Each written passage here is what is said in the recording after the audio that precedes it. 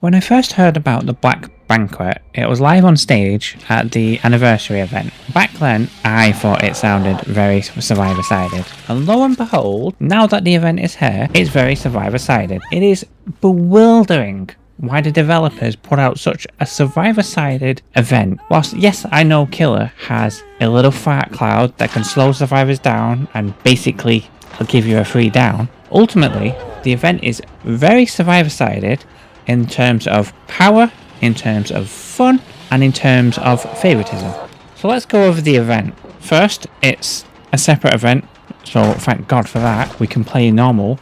However, the queue times are all over the place, so there's that, I guess. There appears to be 3 types of game mode. Each game mode has a different food. There's the first one, the Stuffed Trotter event, I'm going to call it. When you eat the food, you get speed. This is the least offensive of the 3. Whilst it can feel like you're getting robbed, it's not as frustrating as the other 2.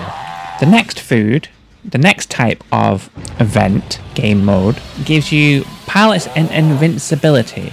Now, this is a lot worse than it sounds. The invincibility basically allows you to take a hit from, say, an insta-down chainsaw from Billy. It basically extends chases for survivors for just eating a bit of food during chase. And the worst part about it is the charge up time for the food is shorter than the charge up time for the chainsaw. Now, yes, technically you could play around it, but by that time they've got to another loop and extended chase further.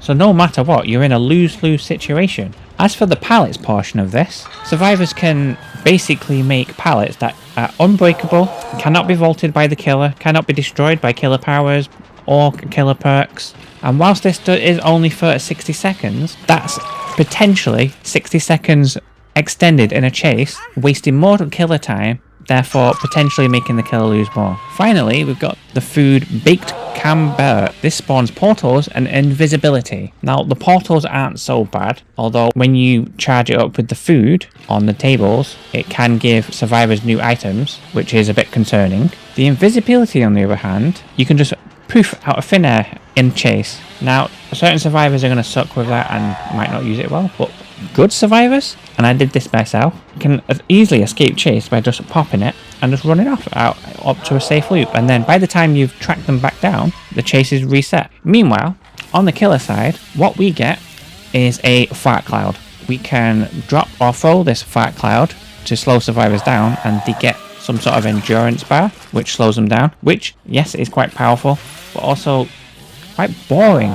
Meanwhile, survivors have got a variety of things that they can play with, all weird and frustrating for various reasons. The other thing you can do with this killer power is poison stuff as well, which reduces its effectiveness, apparently. So we don't even get to stop these effects, we just get a reduction in these effects. This event yet again shows how the developers do not think about killer players. As I said at the beginning of the video, I instantly knew when I heard about this event on stage that it would be Survivor-sided. And lo and behold, it's Survivor-sided. Now, there might be survivors in the comments going, "Oh, just get good. Oh, you're just not good enough."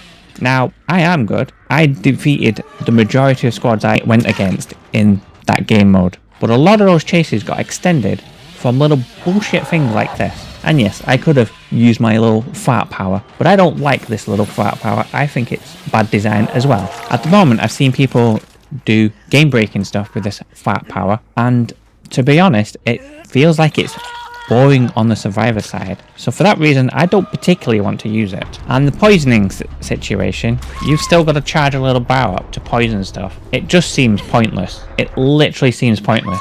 There is no real incentive other than the cosmetics to play as a killer in this event, unless you want a bad time or you have something to prove. The worst thing about this though is during the anniversary event, it felt like the developers were turning a new leaf. But this event shows that they don't really think about killers, they primarily think about survivors. In my opinion, I think the developers think of killers as props for survivors, and I believe that's why we get the short end of the stick every goddamn time. A survivor perk breaks the game, doesn't get kill switched, or gets kill switched way too late. A killer breaks the game, kill switched instantly. Killer perk, kill switched instantly. Killer add-on, kill instantly. Killer add-on, kill switched instantly. At this point, my only hope is for next year when, or if, we get those creator tools to make our own game modes, to make our own fun, because time and time again, the developers have proven that they can't balance a game fairly. And I get, this game can't be fully balanced. I get that. I'm fine with that. I don't need the game to be balanced. What I do need is the extremes to be balanced out of the game. I am sick to death of the extremes in this game. Ultimately, I'm disappointed after such a good event, the anniversary showcase, showing all the cool things we're going to get. I'm disappointed that the developers have still not learned to stop making the game so one-sided, whether it's killer-sided or survivor-sided. But let's face it, the majority of the time these days, it's survivor-sided, with all the second chances, all the busted bullshit, and it doesn't get kill switched, and we just have to grin and bear it. Look at Shane's new perk. Won't be fixed until a future patch. Now, there may be valid reasons for that. I've heard of valid reasons for it, fair enough. But the fact that they designed such a perk without thinking about killers says it all. Ultimately, it's going to be very interesting in a few days where there's no more incentive for killers to play that game mode and survivors will be waiting for ages. Because let's face it, that's what's going to happen because of how badly this game mode is designed against killers. And even if you do not believe that this game mode is survivor sided, at the very least it's not as interesting as the survivor side, who have various game modes essentially to play with, whether it's pallets, invincibility, and portals, or speed boosts. What does killer have? A fucking fart cloud that, if you're a little bit nefarious, yes, you can use to slow down survivors and get easy downs, but that's fucking boring. I don't play Billy to get easy fucking downs by slowing someone down. I play Billy for the cool ass curves around tiles and surprising people with downs. I play Billy to run around the map for fun. I play various other killers as well, but Billy was the main one I was testing.